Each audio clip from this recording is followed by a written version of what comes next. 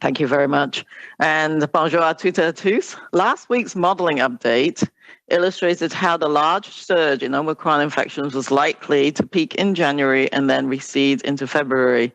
In the week since the modeling update, there are early indications that infections may have peaked at the national level, including daily case counts, test positivity, RT, or the effective reproduction number, and wastewater surveillance trends.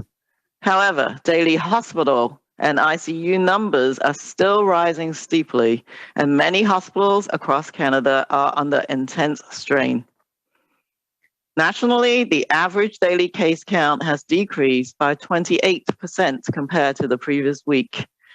Although there is a degree of underestimation due to current testing policies, the 7-day average of close to 27,000 cases reported daily as of January 19th shows continuing high rates of infection.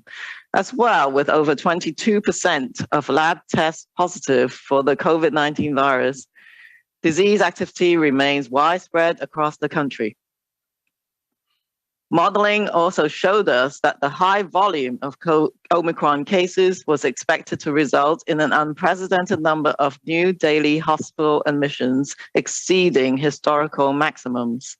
Over the past week, an average of over 10,000 people with COVID-19 were being treated in our hospitals each day, surpassing peak daily numbers for all previous waves of the pandemic. This includes over 1,100 people in intensive care units, which is higher than all but the third wave peak. During the same period, there were on average 131 deaths reported each day. Evidence continues to show that being vaccinated with 2 or more doses of COVID-19 vaccines lowers the risk of hospital admission. As well, having a booster dose of either Pfizer-BioNTech or Moderna mRNA COVID-19 vaccine helps improve protection that may have decreased since the second dose and results in a better protection against severe illness from Omicron in particular. With over 6.5 million eligible Canadians needing a first or second dose of the primary series, and many others who are eligible for a booster dose, there are still more opportunities to enhance our protection individually and collectively with COVID-19 vaccines. Among adolescent and adult age groups, vaccine coverage with 2 or more doses range from 83% to 96%, with room for improvement, particularly on booster dose coverage for adults, which ranges from 21 to 75%. For children aged 5 to 11 years, who more recently became eligible for COVID-19 vaccination, the key opportunity in getting more children on the path to vaccine protection by starting their primary series and raising vaccine coverage up from the present 51% with at least 1 dose. One of the ways we work to build confidence among this age group is through the Immunization Partnership Fund, or IPF. The IPF supports trusted organizations across Canada to share credible, timely COVID-19 vaccination information with their communities. These organizations can help reach underserved and under-vaccinated populations with tailored outreach and interventions to fill information gaps and reduce vaccination barriers. Next Thursday, a number of organizations, including IPF-funded recipients, Children's Healthcare Canada, and Signs Up First, as well as experts from across disciplines, will be coming together to promote vaccine confidence and highlight the importance of building up protection among children during National Kids and Vaccines Day. I encourage parents and guardians, together with their children, to take the opportunity to engage with experts and advocates that respect and support the need for informed and confident decision-making. Though we still have some difficult weeks ahead and potential for more bumps along the way, our many months of efforts have given us better protection with vaccines and brought us several effective treatments that we remain hopeful will change the face of the pandemic to reduce severity going forward. We can all help to ease the path to better days ahead by getting our COVID-19 vaccines up to date and continuing to reduce infection rates by layering personal protections such as masking and limiting in-person contacts as much as possible. Thank you. Merci, Megwitch. Bonjour à toutes et à tous. Hello. Last week's modeling update illustrated how the large surge in Omicron infection was likely to peak in January. It would then recede into February. In the week since the modeling update, there are early indications that infections may have peaked at the national level. These indicators include daily case counts, test positivity, RT, or effective reproduction number, and wastewater surveillance trends.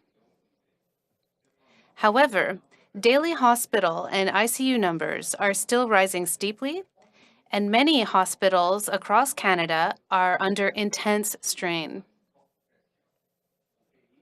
Nationally, the average daily case count has decreased by 28% compared to the previous week. Although there is a degree of underestimation due to current testing policies, the 7-day average of close to 27,000 cases reported daily since January 19th shows continuing high rates of infection. As well, with over 22% of lab tests positive for COVID-19, disease activity remains widespread across the country. Modeling has also showed us that the high volume of Omicron cases was expected to result in an unprecedented number of new daily hospital admissions. These would exceed historical maximums. Over the past week, on average, an average of over 10,000 people with COVID-19 were being treated in our hospitals each day, surpassing peak numbers for all previous waves of the pandemic. This includes over 1,100 people in intensive care units, which is higher than all but the third wave peak. During the same period, there were on average 131 deaths reported each day. Evidence continues to show that being vaccinated with 2 or more doses of COVID-19 vaccines lowers the risk of hospital admission.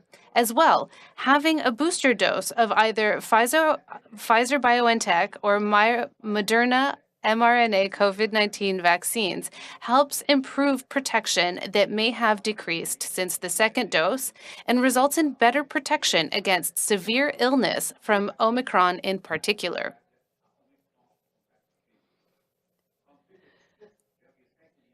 With over 6.5 million eligible Canadians needing a first or second dose of the primary series, and many others who are eligible for a booster dose, there are still more opportunities to enhance our protection, both individually and collectively, by using COVID-19 vaccines. Among adolescents and adult age groups, vaccine coverage with 2 or more doses ranges from 83% to 96%, with room for improvement particularly on booster dose coverage for adults, which ranges from 21% to 75%.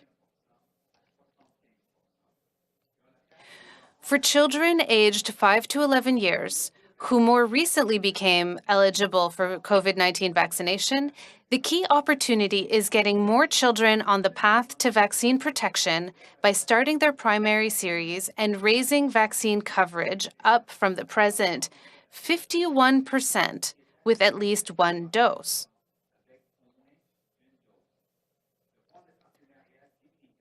One of the ways we work to build confidence among this age group is through the Immunization Partnership Fund, or IPF. The IPF supports trusted organizations across Canada to share trusted, credible information on COVID-19 vaccine with their communities.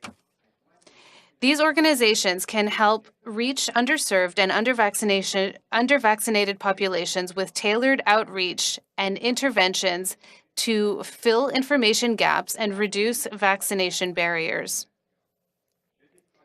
Next Thursday, a number of organizations, including IPF funding recipients, Children's Healthcare Canada, and Science Up First, as well as experts from across disciplines, will be coming together to promote vaccine confidence and highlight the importance of building up protection among children during National Kids and Vaccines Day. I encourage parents and guardians, together with their children, to take the opportunity to engage with experts and advocates that respect and support the need for informed and confident decision-making. Though we still have some difficult weeks ahead and potential for more bumps along the way, our many months of efforts have given us better protection with vaccines and brought us several effective treatments.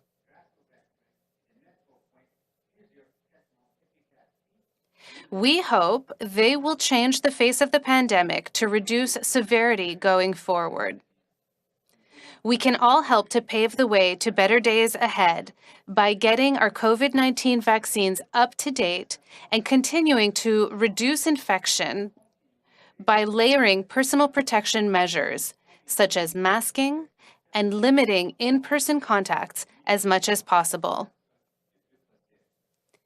Thank you. Merci, miigwech. Okay, thank you so much, doctors. We have quite a bit of time for questions today, but given that we had very few people able to get through on the phone lines on Monday, I'll ask for questions to be brief and answers as well to be brief if possible. We'll start in the room with Mackenzie Gray and then go to the phone lines. Hi, Dr. Tam. My first question is about a study that came out with the CDC today. There's some really strong numbers about boosters. 90% effective against hospitalizations, 82% effective against preventing people ending up in the hospital. And people with a booster are 66% less effective to end up getting an infection against Omicron versus people who only have 2 shots. The top CDC advisors already come out today after this and said, look, we need to change the definition of what it means to be fully vaccinated to be 3 shots. So now is it only a matter of time in Canada that 3 shots is going to be the standard for fully vaccinated versus 2 shots? And I think it's very important to get the booster. So that is the first message, as I've said in my opening remarks. So everyone should try and get the boosters as soon as they're eligible. And that's really important. I think it depends on the objective of what the definitions are used for, and a lot of it in the jurisdiction of the provinces and territories. But we will be discussing this going forwards, as I said, once there's been more people who are having had the opportunity to access the booster doses. On kids, you mentioned... Dr. New, maybe I could just add to that. I think there's sometimes maybe a bit of confusion, I think, in the general public as to, what is a booster dose. And so I think what Dr. Tam and I are sometimes use the phraseology is better sort of keeping up to date with your vaccinations, because let's say for the large part of the population, maybe getting 2 doses, maybe 8 weeks apart and so might constitute what we call a primary series. You get a good level of immunity from that. But for others who may not be able to mount a good immune response, maybe their primary series might actually consist of 3 doses as opposed to the 2 doses. So, and then after that, if you have a good response from your primary series, then a booster dose is the one that you might be giving, 6 months or later after that sort of completion of your primary series to then bring your immunity up after it wanes over time. So you're right. There's still lots to look at, and Nancy will be looking at sort of the overall question of booster doses and the timing. But I just want to maybe clarify that issue in terms of what constitutes the number of doses in a primary series versus boosters. Thanks. On kids, Dr. Tam, you mentioned in your remarks that only 51% of eligible kids are fully vaccinated at this point in time, which means that there are a lot of parents out there who are fully vaccinated themselves but have decided not to make sure that their kids get vaccinated. Why do you think there's such a disconnect potentially with hundreds of thousands or millions of fully vaccinated parents not letting their kids or not wanting their kids to end up getting vaccinated?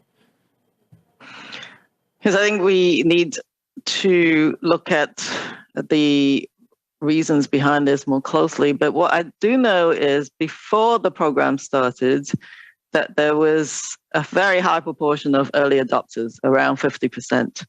So maybe that's what we're seeing.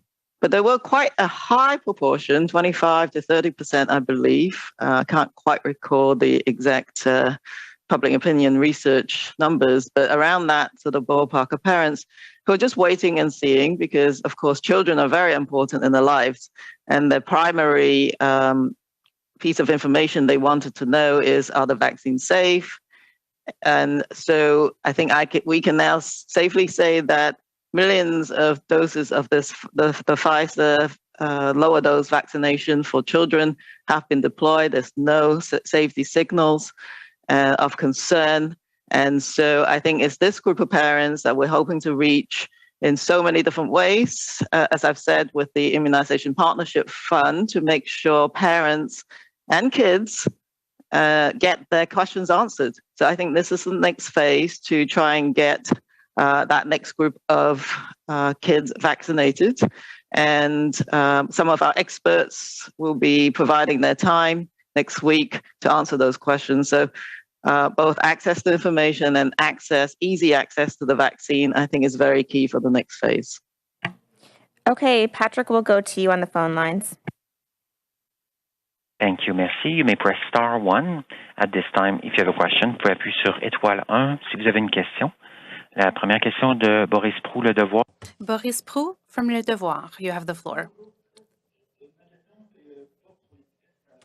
My question is on border testing and in airports. Are you concerned by the positivity rates that we're seeing for these tests? Do you think Canada should continue or stop systematically testing travelers, specifically from the United States? Answer. Thank you for the question. This is Dr. New. Maybe I'll answer first. Of course, it's always important to follow the data that we get at the borders. We need to understand the positivity rates among travelers. We've seen that positivity rates have increased over the last few weeks. This demonstrates the importance of the measures that we've implemented at the borders to protect the health and safety of Canadians.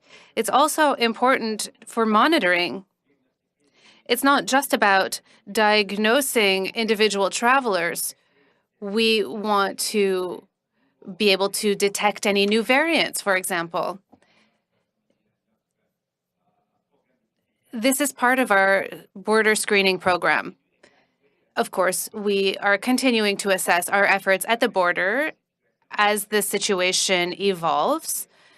And this is about the evolution of the situation in Canada and worldwide. We will continue to adapt as necessary. Thank you. There are also some provinces that are starting to loosen restrictions starting in February. Do you think this is appropriate, and do we have sufficient rapid tests for this next stage? Answer. This is still Dr. New. Thank you for the question. You know, Canada is a large country. The experience of each province and territory is different. Even with Omicron, we saw that the two largest provinces, Ontario and Quebec, had their Omicron wave first compared to the other provinces. So it's up to provincial authorities and territorial authorities to understand their local epidemiology.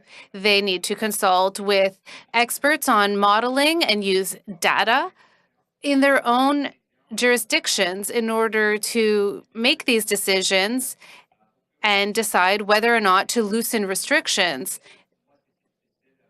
For me, it's difficult to speak for each province and territory. Of course, my counterparts are very attentive to their own situations, and they are keeping their eye on the data. And we leave it up to decision makers to use this information. David Aiken from Global News. Please go ahead. Well, thank you very much, doctors. Appreciate your time. Maybe Dr. Tam, this is for you. It sort of goes to that fund announcement today about disinformation. We have some new polling that suggests Canadians do have some concerns about getting ever more COVID-19 shots, boosters. And I know, Dr. New, you were saying, it's important to keep up to date on vaccines, but a lot of Canadians, when asked, would you get a fourth dose? They sort of roll their eyes and go, they seem to be resistant. So I'm wondering if you have some thoughts about how our vaccine strategy might change, the communications. Is it likely we'll need annual boosters, strain-specific vaccines for the most vulnerable only? I wonder if you could speak about the vaccine strategy in a climate where people are wondering, oh, I got to get a fourth dose or more doses. Yes, I think we have to examine, of course, the data in numerous streams, including the level of protection, the vaccine effectiveness studies.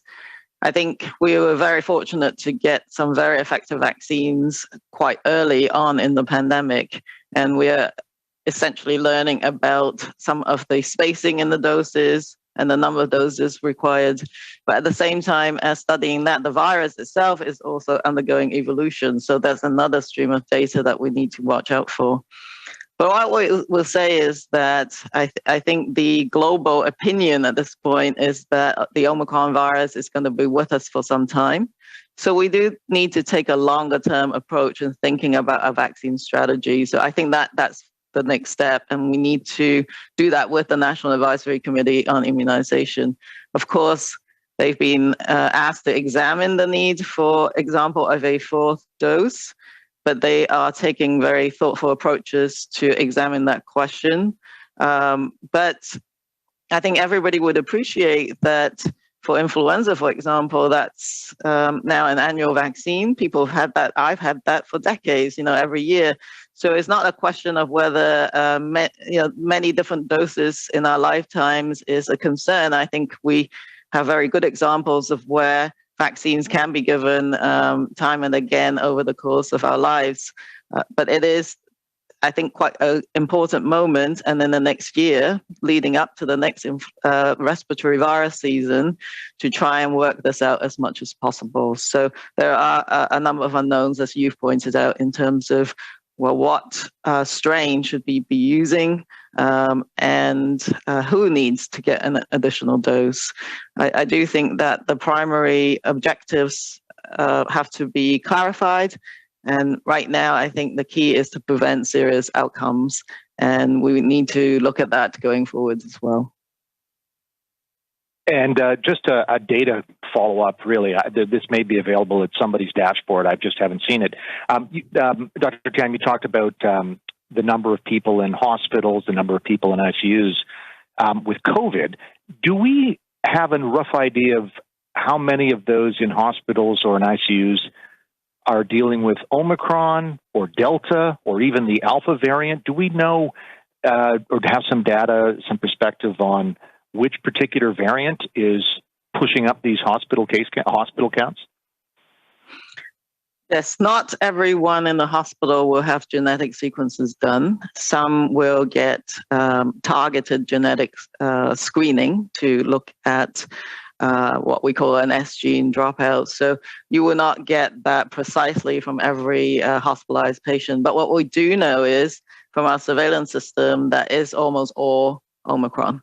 Ever since around December the 20th, as Omicron began to really take over the majority of the genetic landscape, as it were, that's what we expect to be in the hospitals right now. We're not seeing much in the way of Delta or any other variants, but we're monitoring that very closely. And by the way, including the sublineages of Omicron, which is getting a bit of news today, I think. Thank you. Merci. La prochaine question de Louis Blouin. Louis Blouin, Radio-Canada. You have the floor. Hello. I would like to talk about screening in airports. Systematic screening is happening right now for all passengers. Many experts are saying that it's no longer necessary to screen all travelers arriving in Canada, especially because the processing delays are very long. Are we going to go back to random testing in airports? Answer. Thank you for the question. This is Dr. New.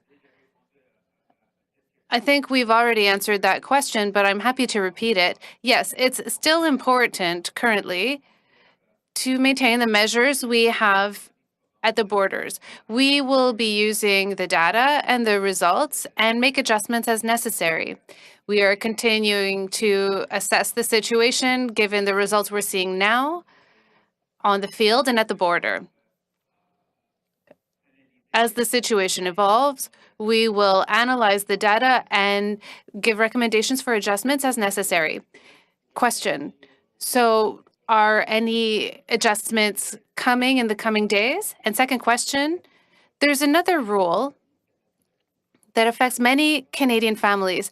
Younger children cannot be vaccinated, and when they come back to Canada, they can't send their children to daycare for 14 days after their return. Some provinces have reviewed the rules, but the federal government guidelines seem to be contradicting what is happening. Mrs. Demers said that this restriction is no longer sensical. Are you going to lift this restriction? Answer. That was very specific, but yes, we do agree that it's important to reassess our border measures. With the arrival of Omicron and what's happening in Canada, we have to assess our policies at the border. We have to be ready to adapt and adjust measures as appropriate. Thank you. Thank you. Merci. The next question is from Mia Rabson from the Canadian Press. Please go ahead. Hi, good morning. I'm curious if you could talk a little bit about the death rates that we're seeing and the death numbers we're seeing from COVID this particular month. The numbers seem to have climbed substantially, including among children. And I'm just wondering if that's severity related or if this is still because there are just so many people getting Omicron. Mm-hmm. Yes, I think this is Teresa Tam. I'll answer your question first. I think it is the sheer volume of cases. And at the beginning of the Omicron wave, it was very much concentrated on younger adults. And then it began to spread into the other age groups, as one might expect. So I think the vast majority of the severe outcomes, though, are still in the elderly population, people who are over the age of 60, the key population groups ending up with the more severe outcomes in the hospitals.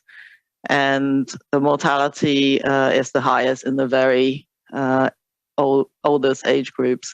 So that is still the trend that we're seeing. There may be some reports of severe outcomes in children, but they're still very rare. In terms of rates, they're still very low. Thank you. And earlier this week, you were at the Health Committee and you were asked a few times about the quarantine period, the isolations that have been lowered in most provinces now. I'm wondering if you could say what advice the Public Health Agency is giving provinces about easing these isolation dates from 10 to 7 to 5 days, et cetera, and what role testing should play in the decision about whether or not someone should come out of isolation. Yes, at the Special Advisory Committee, we share information and the synthesis of the evidence that we have gathered on an ongoing basis with the provinces and territories. In terms of the isolation period, for example, there was very little information, as you can imagine, coming out at the beginning of the Omicron wave. And then there were a few studies that were being published which suggested that the period during which you can shed the virus and can potentially communicate is not that different from other variants. Having said that, there's a massive number of cases. And this has a great impact on our society, on our critical services, on the healthcare service itself. So provinces, recognizing the data that we have, made decisions from a policy perspective and a business continuity perspective, for example, to adjust some of the policies. But all of them have said that regardless whether it's 5 days or 7 days, for the rest of that period, you have to wear a well-fitted, high-quality mask and take on those other layers of protection because there's always a possibility that transmission could occur. So those are ongoing discussions for sure. And the same with the quarantine period in terms of, well, exactly what is the incubation period? What is the latent period? So we have those technical discussions, but in the end, provinces have the tough job of making it work on the ground. And I think that's the situation that we're in now. Thank you, merci. Discussion for sure. And the same with the quarantine period in terms of, well, exactly. I'm sorry, Madame Guillemette. Madame Guillemette, your line is on, and we can hear the webcast of the press conference. Can you turn the volume down? Of Dr. Tam Thank on you, the merci. line could stop. Discussion for sure. And the same with the quarantine period. Madame Guillemette. Madame Guillemette, you have the floor. No, your line is on and we can hear you. Question is from David Thurton from CBC News. Please go ahead. Hi, yes. This question is for Dr. Tam. Was she the same person? The Institute of Health Metrics and Evaluation out of the University of Washington has said today that the pandemic is winding down. The pandemic is winding down and will be over by April, with COVID essentially becoming a seasonal flu. So, Dr. Tam, your thoughts on this, please. I think that there are many experts in the world trying to work out this question, and I don't think the what you just said was, is necessarily the scenario, but it is a possible scenario. So I think we need to prepare for different potential futures. I think one of the scenario is that, of course, after this massive Omicron wave, and we have boosters and more kids are getting vaccinated, the population should have a reasonably good immunity, at least for this period of time, and at least against the Omicron variant. So we need to see how that immunity continues. We know that waning immunity does occur, and we need to prepare for any potential unusual variants that might come along. At the same time, though, we do need to lay out a strategy and a plan towards moving back to something that is nearer normality. And I think one thing that many experts do agree on is the Omicron, well, not the Omicron, the COVID-19 is going to stay, and the coronavirus will continue to be in the human population. So how do we manage that going forwards? I think it's quite reasonable to think that we need to plan for the next respiratory virus season as well. Thank you for that. The same institute also suggests that the Omicron wave will essentially be over in a few weeks, and that it will be time to lift mask mandates, vaccine passports, and other restrictions. So yeah, your thoughts on that as well, Dr. Tam. I think we gave some idea at the national level as to where this wave is going. So I think in the January timeframe, the peak may occur, but the hospitalizations and the ICU admissions may continue to increase for some time. So that's in February. And I really hope that by the end of that next month, we'll be in a better position. And during that time, people are very busy, of course, responding to the Omicron wave, but we need to plan ahead for the next phase. And that, we have to focus on our goals, which I think has been articulated as reducing severe illness and severe morbidity and mortality, as well as reducing societal disruption. So that balance has to be worked out. There is no doubt that nobody wants to have all these restrictive measures anymore, and Omicron may or may not have put us one step towards that newer reality. So I think, as I said, we need to plan for the different scenarios and just be ready for a time of emergence of new variants. But we got to move on and see how we can make our societal functions closer to what they were before the pandemic. It's Dr. New. Maybe I can just comment further. You're mentioning two tools and sort of the word mandates attached to that. I think the way I look at it, you were talking about vaccines and masks. I think, from a public health perspective, we want people to be sort of informed and make that a voluntary choice, to get a vaccine, because we know that vaccines are a very important tool, safe and effective in terms of how we manage not just the Omicron variant wave right now, but just for COVID-19 into the future. So I think that's something positive we need to keep building on. And as far as the use of masks, as you put it, I think it's I think in many ways an empowering sort of personal protective measure that people should be encouraged. It doesn't have to be because there's a mandate. It's because people see the value in and of itself to protect themselves and protect others to wear a mask. And maybe even in the future, it's not because of COVID-19, but also maybe for other respiratory viruses. And maybe they'll get baked in, as they say, in terms of a sort of a good personal protective habit that will always, maintain, through, let's say, winter and respiratory virus season. So that's how I would look at it in terms of looking at the sort of the negative way in terms of, we can lift mandates on masks, etc. Thank you. Thank you, merci.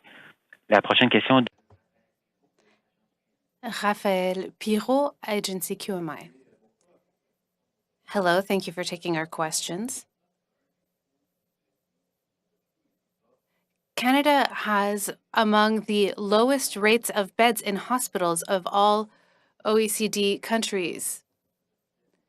Do the few beds that we have affect our management of the pandemic? Answer. Thank you. I'm a public health specialist. Dr. Tam and I are specialists that analyze data, and we generate recommendations to decision makers to allow them to manage the pandemic. The question you ask is really about infrastructure and the healthcare system. We know that in some provinces, capacity can differ from another. It's not up to me to speak to pandemic management as it relates to the number of beds in hospitals. We can see what's going on in Quebec with their capacity. Their healthcare system is experiencing great pressure.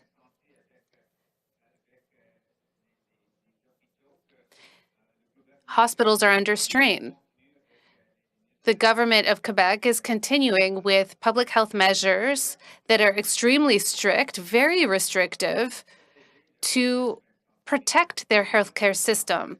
It's a good question and something we could look into later to find what a good balance is of capacity for a healthcare system in order to be ready for the next pandemic. But currently, we are doing everything that's necessary to protect our healthcare systems in each province and territory. Thank you. Question. The Canadian government has ordered mobile healthcare units. Maybe the answer will be the same, but I was wondering if on your end you recommended that these mobile units be deployed to the provinces and territories. They were received at the end of 2020, and they're being underutilized. Is this something you've considered? The fact that these units are not being used right now? Answer. Thank you for the question. I don't have the details, but yes, we do have mobile units, as you mentioned. The federal government is always ready to respond to requests. Maybe a province exceeds its capacity to manage the pandemic in a given hospital, and so we are ready. this is part of the plethora of options we have to offer the provinces and territories, but I don't have specific details about individual requests from provinces and territories. This is among the options that are available to provinces and territories. Thank you. Merci. The next question is from Raisa Patel from the Toronto Star. Please go ahead. Thanks for taking our questions. Dr. Tam, back in December, you published an annual report in which you said Canada was not prepared to handle a crisis of the magnitude of COVID-19. At the time, you said it was too early to know how Omicron would impact our pandemic response.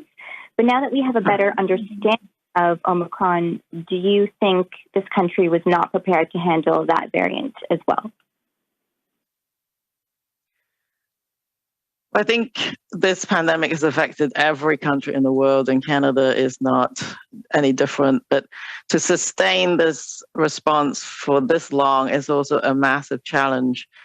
And I think, based on the last set of questions as well, that it's really difficult to maintain the health system as a whole functioning for this long with this much pressure.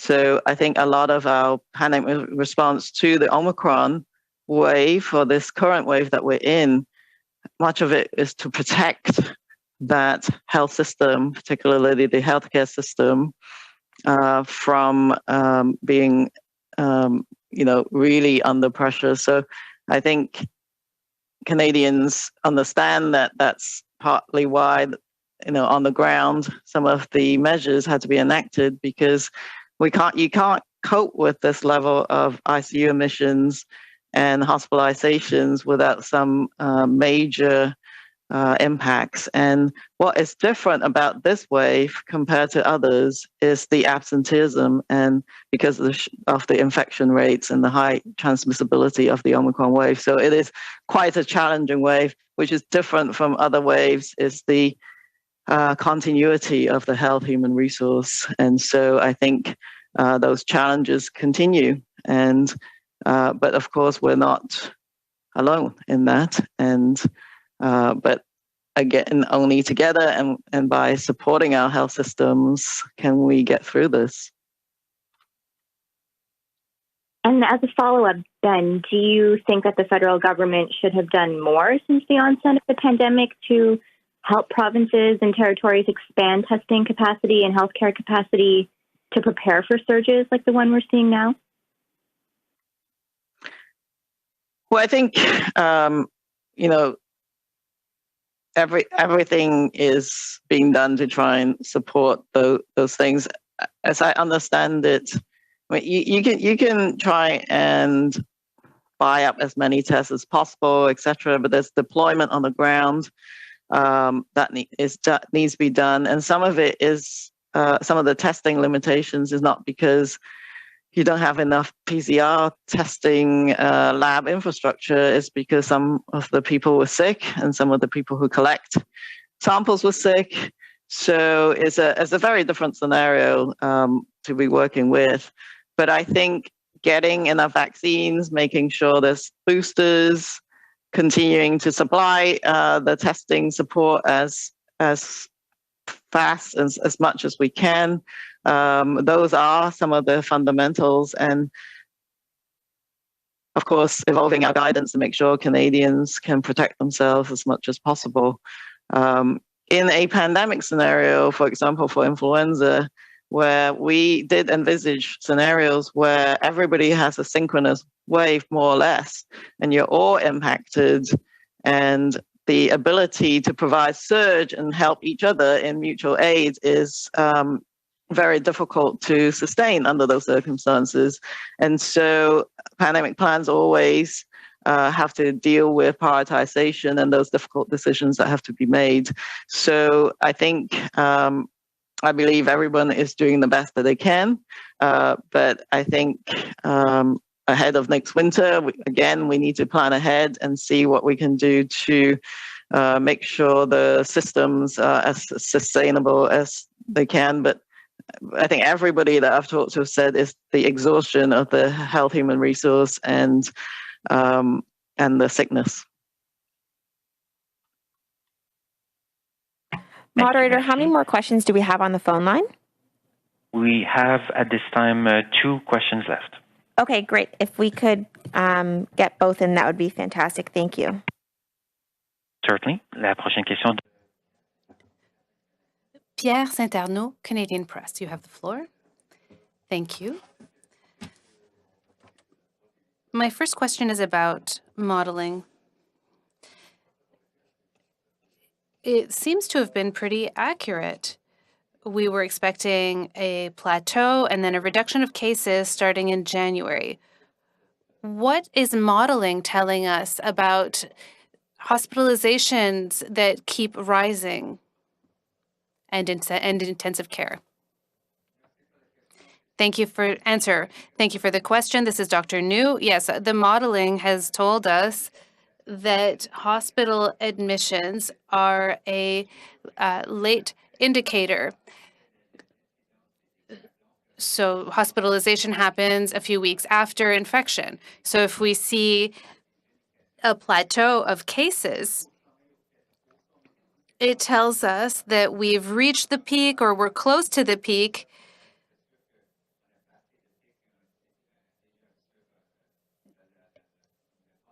And that we could be on a downward slope. We can see that with hospital admissions, we'll still need a few weeks after reaching the peak of cases. So if we've truly reached the peak of infections, it will take a few weeks before hospitalization rates to start dropping. This is using the data we have now, but things can change at any moment. It's really about collecting more data and continuing to work with experts in the field. Thank you. Second question. You've said 6 million Canadians are not vaccinated. There's an important proportion of these people who do not want to be vaccinated. They won't do it. Are we ready to manage the future with such a high proportion of people who are not vaccinated? What are the implications on a planning perspective? Answer. This is a great question. I think it's still very important.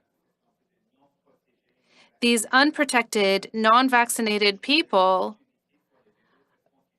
give the virus an opportunity to continue to spread. We can still see important transmission in some communities. So through planning, we are continuing to encourage people to get vaccinated and to increase our vaccination coverage. If we think about how our society functions, we have to encourage people to get vaccinated using all of the measures we have at our disposal.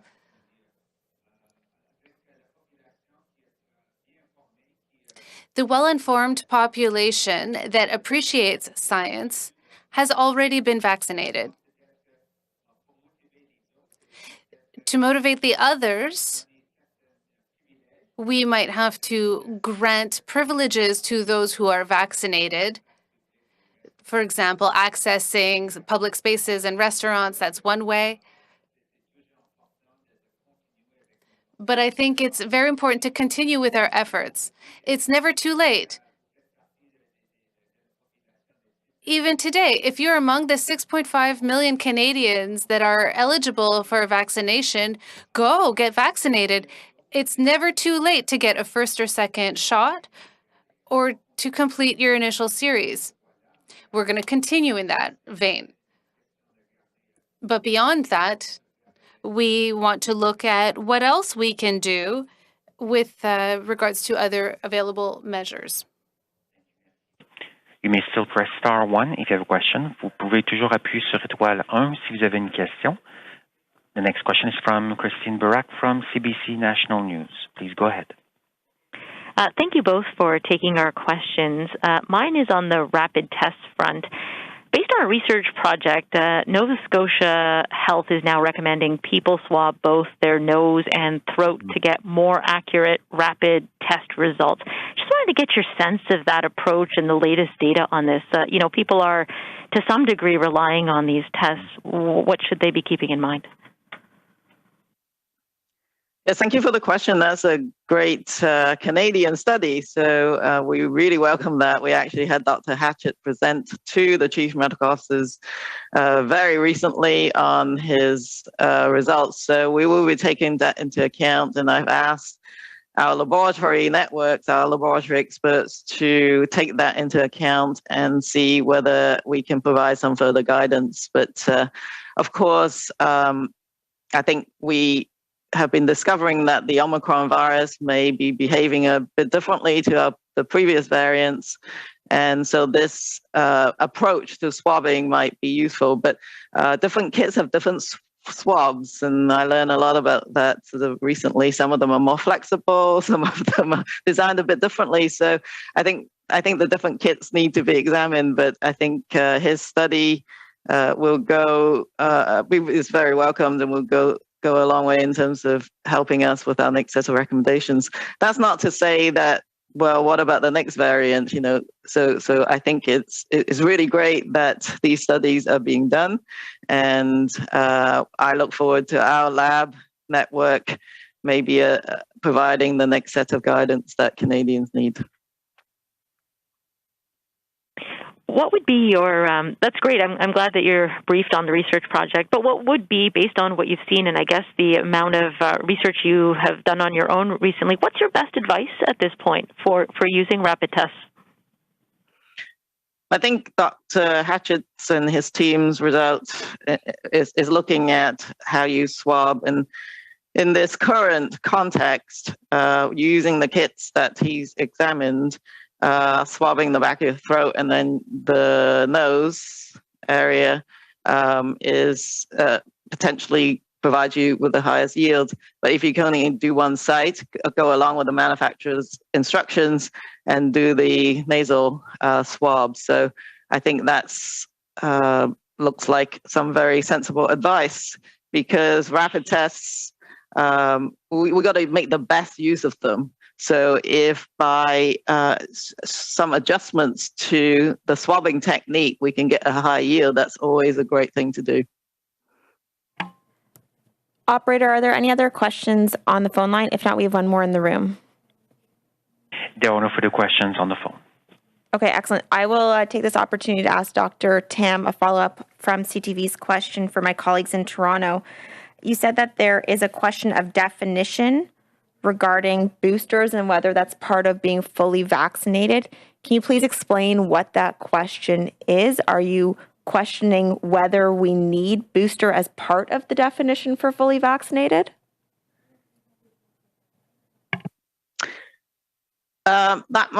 Is that referring to an earlier question? I think.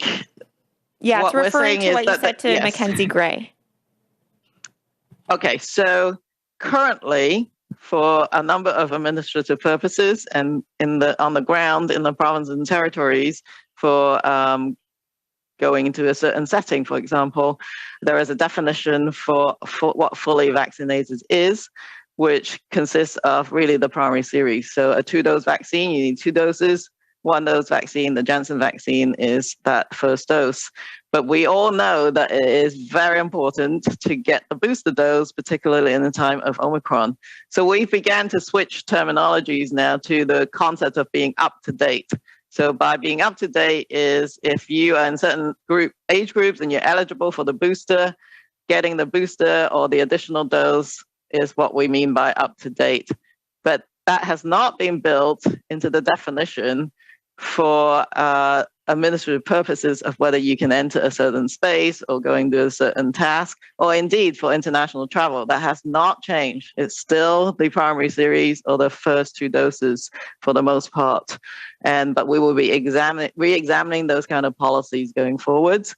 Particularly, now is not the right time because not everybody's had the chance to get that additional dose or getting up to date. not in Canada and certainly not globally. So we will need to re-examine that posture in the future. Thank you. And just going to Mia's question on the increasing death rates, regarding Quebec, is Quebec a leading indicator of what we will see in death rates across Canada? Or is there something different in the experience of hospital healthcare system in Quebec that is leading to higher death rates in Quebec than elsewhere?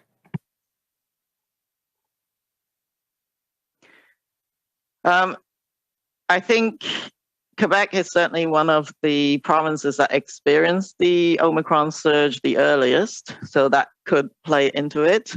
But there may be other factors as well, whether it's related to the actual impact of the Omicron wave in the Quebec population. But I think there were some questions about differences in methodology and reporting of the deaths. So maybe a number of these factors are playing into the different numbers. But all to say, though, is Omicron can cause serious outcomes. We cannot trivialize this virus. Many people who are, particularly those at high risk, can get very severely sick, and indeed many have died, and we need to do what we can to prevent those. Okay, that wraps up all our questions for today. Thank you both to Dr. Tam and Dr. New for being so generous with your time. Have a good rest of the day and happy weekend. You too. Thank you. Thank you. Bye-bye.